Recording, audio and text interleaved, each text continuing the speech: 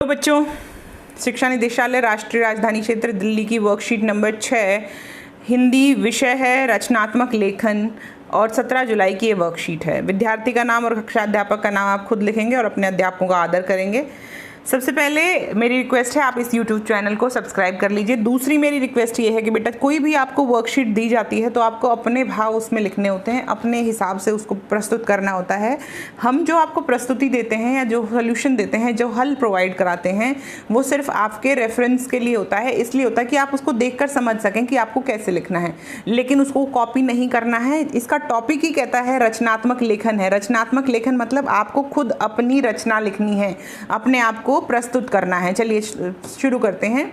दो बैलों की कथा के माध्यम से प्रेमचंद ने कृषक समाज और पशुओं के भावनात्मक संबंध का वर्णन किया था। हमने देखा था मुंशी प्रेमचंद की दो बैलों की कथा, जिसमें दो बैल बहुत शिद्दत से, बहुत मेहनत से, बहुत लगन से अपने आप को स्वतंत्र कराने के लिए प्रयास करते रहते हैं, बहुत ज़ोरों शोरों से।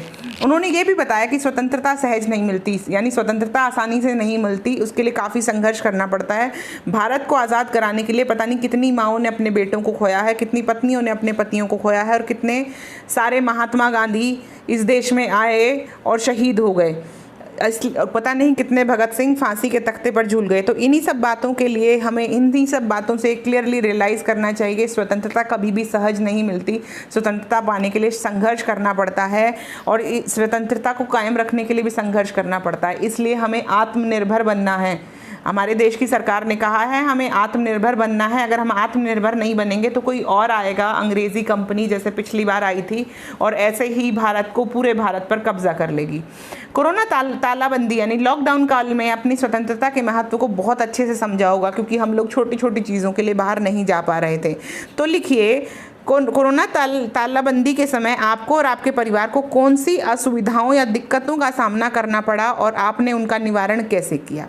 यह है आपका ऐसे कि आपको लिखना है कि आपने कोरोना काल में एक तो स्वतंत्रता के महत्व को कैसे समझा, कौन कौन सी दिक्कतों का सामना किया और उन दिक्कतों से निवारण कैसे पाया। आपने कभी कभी खुद को अकेला भी महसूस किया होगा, आपने खुद को छोटी छोटी चीज़ों के लिए परेशान भी महसूस किया होगा, क्योंकि चारों तरफ सब कुछ बंद था। तो आपकी बहुत सारी ज़रूरतें कम करनी पड़ी होंगी आपको, या बंद छोड़नी पड़ी होंगी उस समय के लिए।